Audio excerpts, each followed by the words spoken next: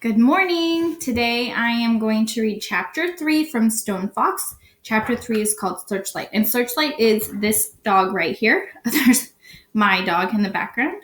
I took her collar off because it was loud, but she's running all over the place. So, chapter 3, Searchlight.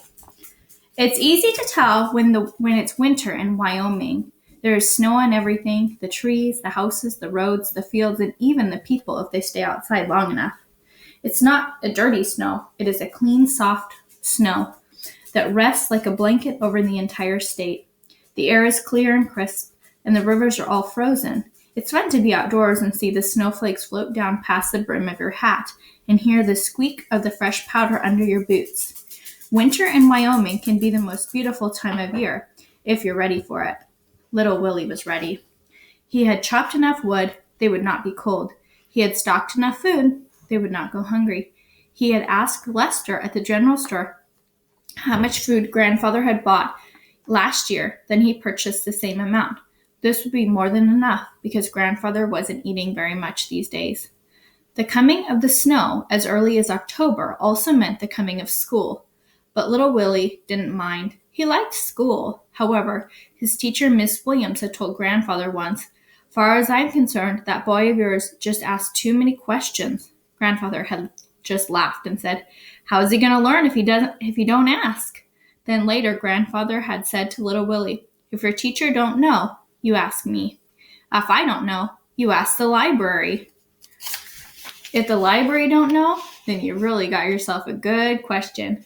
Grandfather had taught little Willie a lot, but now little Willie was on his own. Each morning he would get up and make a fire. Then he would make some oatmeal mush for breakfast. He ate it. Searchlight ate it. Grandfather ate it. He would feed grandfather a spoonful at a time.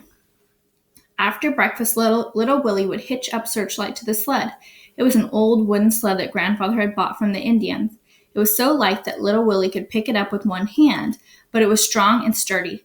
Little Willie rode on the sled, standing up, and Searchlight would pull him 5 miles across the snow-covered countryside to the schoolhouse, which was located in the outskirts of town. Searchlight loved the snow. She would wait patiently outside the schoolhouse all day long, and little Willie would never miss a chance to run out between classes and play with his friends. After school, they would go into the town of Jackson and run errands. They would pick up supplies at Lester's general store or go to the post office or go to the bank. Little Willie had $50 in a savings account at the bank. Every month, grandfather had deposited the money little Willie had earned working on the farm. "Don't thank me," grandfather would say. "You earned it. You're a good little worker, and I'm proud of you." Grandfather wanted little Willie to go to college and become educated. All little Willie wanted to do was to grow potatoes, but he respected his grandfather enough to do whatever he said. If there was no errands to run that day, Searchlight would just pull little Willie up and down Main Street. Little Willie loved to look at all the people, especially the city slickers, as grandfather called them. Why, they didn't know a potato from a peanut, grandfather said, and their hands were as pink and soft as babies. You couldn't miss the city slickers. They were the ones who looked as if they were going to a wedding. Here's a picture, too, of you can see little Willie and Searchlight here. It looks like there's a church, probably in the town. Oops, sorry, wrong way. At a little before 6 each day, little Willie would position his sled in front of the old church on Main Street. Today, again, he waited, eyes glued on the big church clock that loomed high overhead. Searchlight waited too, ears perked up, eyes alert, legs straight, straightly bent and ready to spring forward. Bong! The first strokes of 6. Searchlight lunged forward with such a force that little Willie was almost thrown from the sled. Straight down Main Street they went, the sled's runners barely touching the snow. They were one big blur. Sorry, my dog's trying to get her ball. As they turned on North Road. As they were almost out of town before the church clock became silent again. "Go, Searchlight, go!" little Willie's voice sang out across the snowy twilight. And did Searchlight go. She had run this race 100 times before, and she knew the whereabouts of every fallen tree and hidden gully. This enabled her to travel at a tremendous speed. Sorry, there's my dog. Jazzy, shh. No, come here.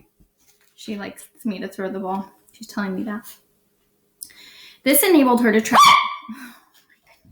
She's adding sound effects to the story. This enabled her to travel at a tremendous speed, even though it was getting dark and more dangerous. Little Willie sucked in the cool air and felt the sting of the wind against his face. It was a race, all right, a race against time, a race against themselves, a race that they always won. The smell of the building up ahead was Grandfather's farmhouse. When Searchlight saw it, she seemed to gather up every ounce of her remaining strength. She forged ahead with such speed that the sled seemed to lift up off the ground and fly. They were so exhausted when they arrived at the house that neither of them noticed the horse tied up outside. Little Willie unhitched Searchlight, and then both of them tumbled over onto their backs in the snow. My animals are loud today. Searchlight had her head and one paw up on Little Willie's chest and was licking the underside of his chin. Little Willie had a hold of Searchlight's ears and was grinning. The owner of the horse stood on the front porch and watched them, tapping his foot impatiently. All right, so like I said, I haven't read this book. I think I read it when I was in elementary school, and I don't remember it. It was written quite a while ago. It's the 30th anniversary edition. It's almost as old as me. So my cat's going crazy too. What I would like you to do is, if you read it, I want you to if you listen to me, I want you to message me on Parent Square about what you think's going to happen. So all we know is right now there's a man with a horse outside their house, and Grandfather is sick, and we don't know what's going to happen. So I want you just to make a guess. You can either message me, or you can write in your journal and have your parents send a picture on Parent Square of what you think is going to happen. All right, I can't wait to see you guys again, and I can't wait to hear what your predictions are. All right, bye.